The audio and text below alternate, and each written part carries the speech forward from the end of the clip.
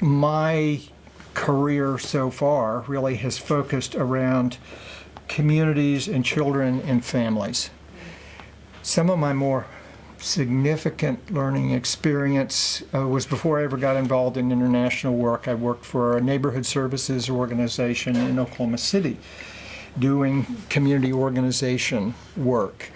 And what I learned from them was that properly done was really a process coming into a community with respect, listening to people, find out what their concerns were, helping them reflect on what they were concerned about and what they might be able to do about it and what kind of resources they might be able to bring to bear on that, what they're willing to do.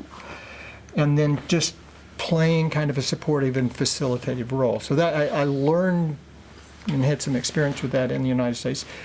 In the late 70s, Jan and I joined Peace Corps, went to Malaysia, but then late 79 we were traveling through Thailand during the Cambodian emergency and got involved in that situation. I think what I've done through a lot of my career has not been so much action implementation, it's more been observing a problem about which there was uncertainty, how to proceed, analyze the situation, and then capture some kind of guidance that made sense in terms of how to proceed on that. In Thailand, late 79, we went out to this site outside of Raniyapatet where the Khao Idang camp for what we then called Cambodian refugees were to come, and we were there the day before the first arrivals. We stayed as volunteers for about 3 weeks, and we watched that empty, dry rice field turn into a city of 70,000 people. Somebody said, well, we're going to need schools. What do we do? So I went around, started asking people in the camp if I could find any former teachers or educational administrators and see what they had to say. And that was fascinating. So I wrote a short paper about what I gleaned from that experience.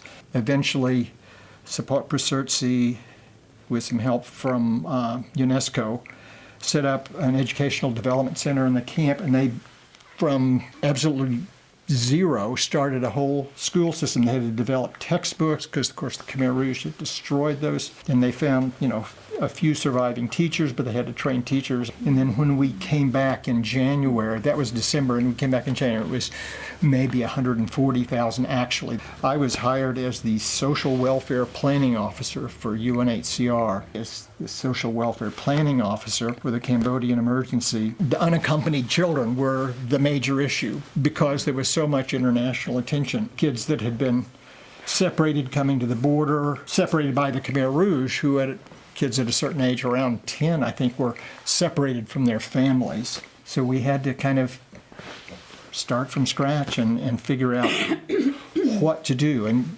UNHCR in December of 79 had taken the position that these children likely have families. The first obligation we have is to try to reunite children with families. We were, just brainstorming about what to do, and then eventually, two major initiatives that were developed, one by IRC and then one by Red Barna. The IRC developed the photo tracing bulletin boards because we had been documenting the children. They had been photographed, so we had the photographs, and you had those boards on the border and in the camps. And Red Barna developed the tracing books, where they basically condensed from the documentation that had been developed, trained Khmer workers to go house to house, and people went page by page through these thick tracing books. Both of those processes were really quite effective in gathering information about either what happened to parents or where they might be, or lo and behold, parent sees child, and then the process of verification went on.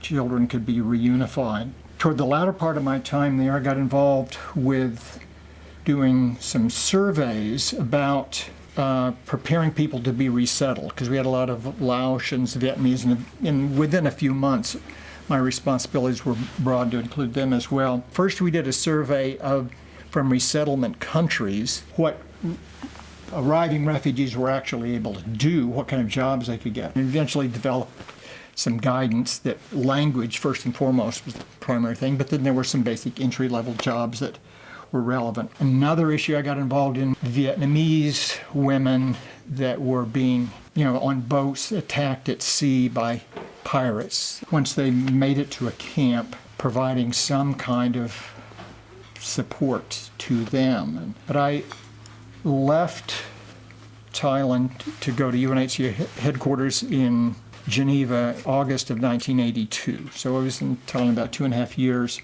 And I went as a consultant to work on the UNHCR handbook for social services. And so that was fascinating. Got to go to Egypt and Sudan and Kenya and Senegal on my very first trip. Then a bit later on in Geneva, and one of the things we realized was that there was no guidance for UNHCR personnel about how to address issues amongst refugee children. So we looked in all the various sectors of UNHCR activity, how should refugee children be addressed, and began to develop something, and then we involved a number of NGOs in that process, helping us think it through. And we had a retreat where we went and we got a lot of input, and then eventually developed the predecessor to the Blue Book, which originally was directed primarily at UNHCR personnel, because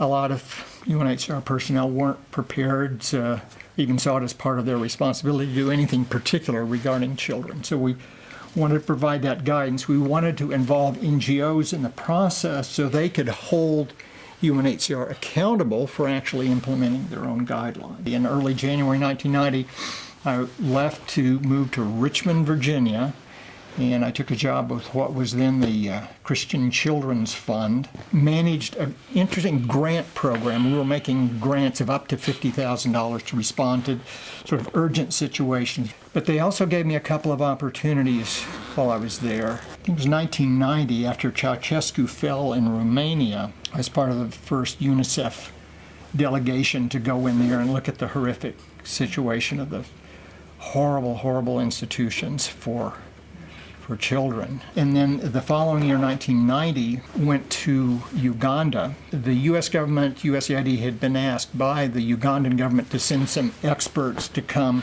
and look at the situation of children being orphaned by AIDS. We went to Uganda and did the one thing that made sense, which was listen to smart Ugandans about what they thought should be done about the situation. And people were telling us, well, our tradition is that children should be in families and communities, and we're seeing things happen where communities are stepping up and providing care and support for kids. So we said, yeah, we think that makes sense. So we wrote a report and said in that the first line of response is families, and second line is communities. What the rest of us do is going to be significant, largely to the extent that it supports their capacity to care for these kids or inadvertently impedes their capacity to do so. I did consulting from 92 to 97. A lot of that, most of that focused on orphans and vulnerable children in the context of HIV/AIDS. I did, for 6 months in 1997, global evaluation of UNHCR's care and protection of refugee children. Some of the things that I wrote related to children being orphaned by AIDS. The first was the report that Jerry, John, and I wrote on Uganda, and that was managing Uganda's orphans crisis, and that became the framework for a national workshop. There were already a lot of actions going on. We didn't initiate the response in Uganda. We did endorse the kinds of responses that we thought were appropriate. Then later participated with Susan Hunter on writing Children on the Brink. She did statistical estimates of how many children are being orphaned by AIDS in different countries, particularly in Africa. And then I worked on the narrative, right?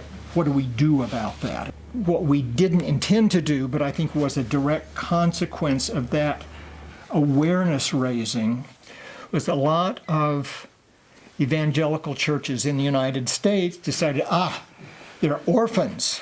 We need to build orphanages. So they came in, began building orphanages, and the numbers just proliferated. It went up probably as high as 50,000 children. Happily, that has begun to reduce, but it's a complicated story we're still involved with.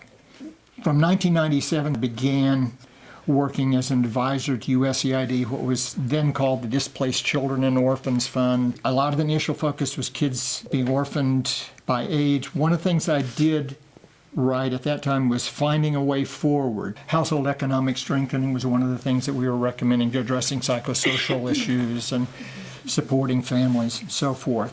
2010, together with Aaron Greenberg, wrote sort of a compilation of some of what we'd learned on some of those issues. It was called Families Not Orphanages. It's published by the Better Care Network, and I think that still gets a certain amount of attention. One of the things recognized that family care is sort of the overarching issue for all of those. How do we ensure that kids have protective, nurturing family care?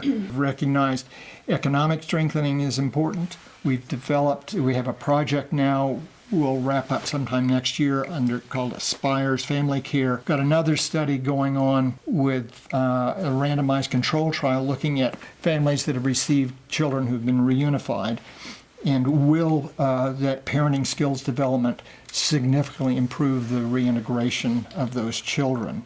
And became involved with the issue of former child soldiers and how they could reintegrate into families and communities. Increasingly, I think my focus shifted beyond just supporting good projects and demonstrating good technical interventions to governments playing their appropriate role. So we're seeing some good progress being made in terms of countries reflecting on what they're doing through a systematic process. The experience that I had with community organizing in the United States, we saw that play out in Malawi and Zambia, where there was a lot of work in organizing community-level groups.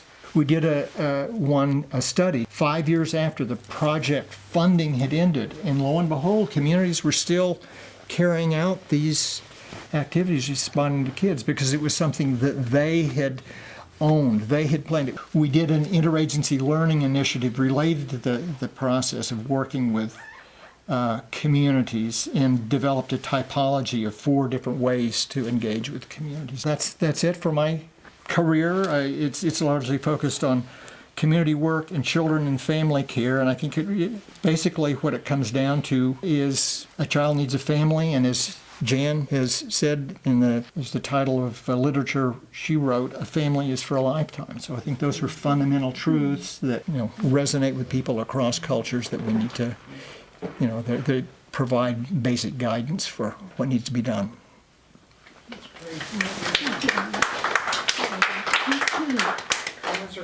A quick comment. I think we all know John is an extremely modest person and sometimes understated. John, you've made as much or more contribution to this field as anyone.